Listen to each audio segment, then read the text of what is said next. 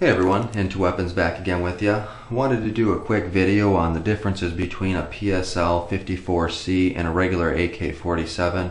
A lot of people out there believe the PSL-54c is more of a SVD Dragunov type rifle, when in fact it's closer matched to an AK-47.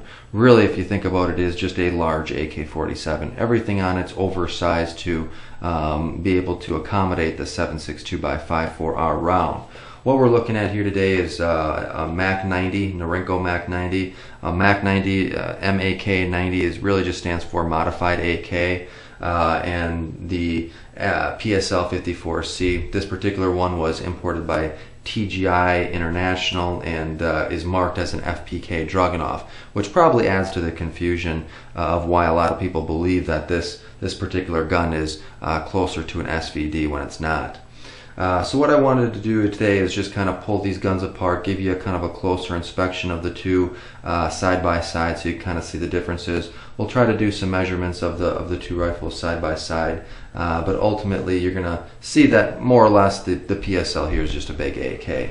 What you also would like to make note of is that the PSL here is not really a sniper rifle. It's more of a what they consider a designated marksman rifle. It's not really made to go out to the really long distances that a sniper rifle is intended for. This one's really made for less than 1,000 yards. Really able to put a lot of lead down range at a further distance than what a standard modified or a standard AK would be able to perform with. So to give you an idea of the differences of the rounds, if you're not familiar with the two, what you're looking at here is the 7.62x39, which is the standard AK round, next to the 7.62x54R, which is shot by the PSL. Many of you who own Mosin Nagants are familiar with this particular round. So there is a sizable difference in the cartridges, hence the reason that they needed to make everything on the PSL a lot larger. One thing that's unusual about this, just kind of starting right off the bat, we'll kind of work our way from the right to the left on these guns, is that the stock on the PSL is really short. There really is not a good reason for that. I don't know why they didn't make the stock larger than it is, but as you can see from the rear of the tang of the receiver to the end of the buttstock, we're running about 9 inches compared to the AK-47 on this one at least, which is almost 11 inches with the pad on the back here. From the rear of the trigger guard to the end of the stock on this one is nearly a little over 13 inches. This particular one, the PSL, we're just under a foot. So there is an inch, 2 inches difference between the length of the stocks here from the end of the receiver. There is some aftermarket stocks that are available. One particular one is through Rhineland Arms. I did purchase that and I'm working on that currently as we speak, so I can put on a longer stock on that.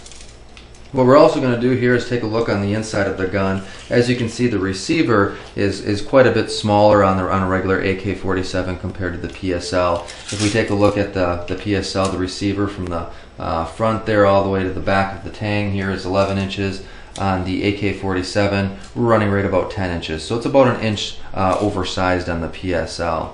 The trigger guards are pretty generally standard, 2 inches there and about 2 inches there. So those trigger guards, in fact, I think the trigger gun here is just a standard Tapco 2 G2 trigger hook. So nothing unusual about that.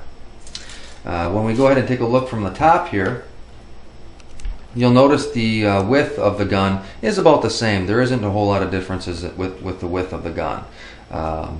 The magazines, the MAK-90 here from Norinco does come with the 5-round box magazine. The PSL here comes with a 10-round box magazine. There is not a aftermarket magazine that I'm familiar with that will work with the PSLs here. You do have to stick with the standard PSL magazines.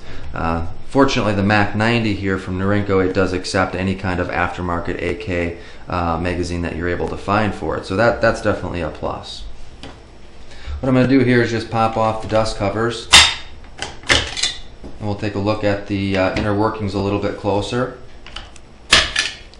Looking at the two dust covers, you can definitely see there's a little bit of a difference in size there. Not too much though. If you were to look at it without knowing, you wouldn't be able to tell this is a PSL just by looking at it, unless you're really into the firearms and able to tell those things apart. But then looking down into the internals of the gun, as you can see there, they're very similar. In fact, they're almost exactly the same. You can't really see much of a difference there at all, except for the fact that that spring in the bolt housing there is obviously a little bit longer. So we'll go ahead and take the spring out of the MAK-90 here, and we'll take a look at the PSL spring.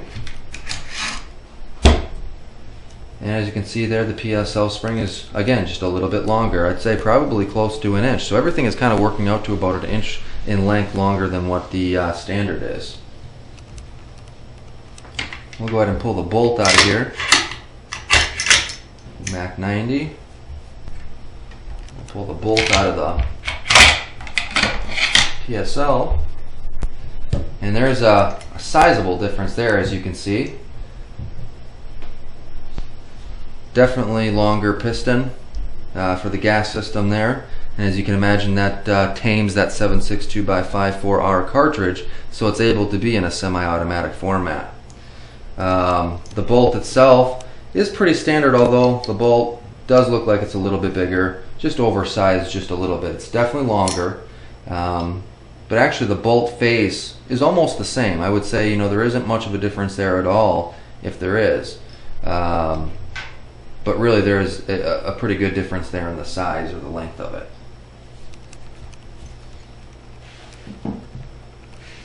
Moving on here, what we'll do is we'll take just kind of a quick look at the internals here. If you can see the triggers assemblies.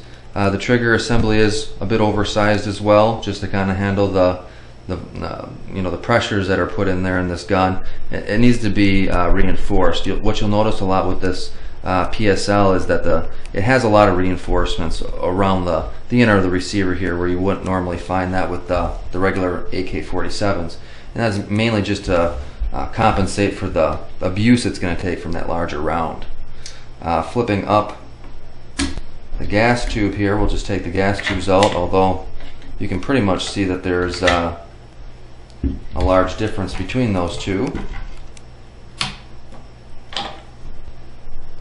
And obviously that's for the different size of the piston that you're pushing through here, so that's not to be unexpected.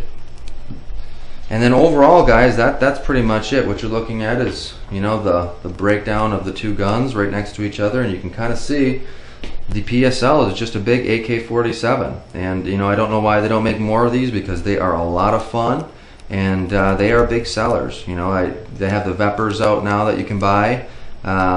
And those are, you know, more standard sized AK-47. They're not as long, easier to get around than these PSLs, but these PSLs are just really cool rifles. They look a lot like the SVD Dragunovs, which is why a lot of people like them.